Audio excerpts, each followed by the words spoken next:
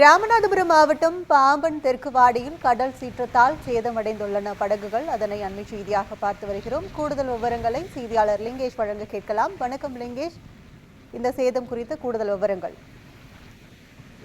கற்பகம்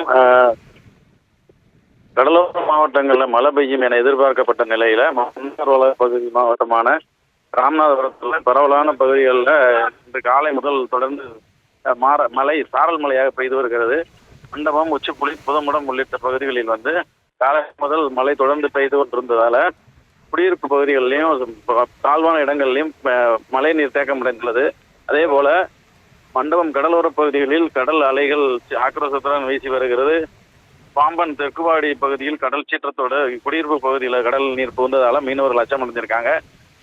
ராமேஸ்வரம் அடுத்த பாம்பன் தெற்குவாடி கடற்கரை பகுதியில் சுமார் 300க்கும் மேற்பட்ட வீடுகளில் மீனவ குடும்பங்கள் வச்சு வராங்க. ஆழ்ந்த காற்றழுத்த தாழ்வு பகுதி காரணமாக பாம்பன் கடல் பகுதி வழக்கத்தை விட காற்றின் வேகம் அதிகரித்து சீற்றத்தோடு காணப்படுவதால படகுகள் ஒன்றோடு ஒன்று அங்க நிறுத்தி வைக்கப்பட்டிருக்கும் படகுகள் ஒன்றோடு ஒன்று மோதி சேதமடைந்து வருகிறது.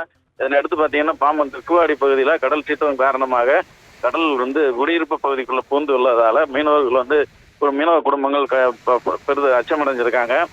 தொடர்ந்து பாத்தீங்கன்னா தங்கள் பகுதிக்கு அலை தடுப்பு சுவர் அமைத்து தர வேண்டும் என கோரிக்கை வச்சிருக்காங்க. கற்பகம், விவரங்களுக்கு நன்றி லிங்கேஷ்.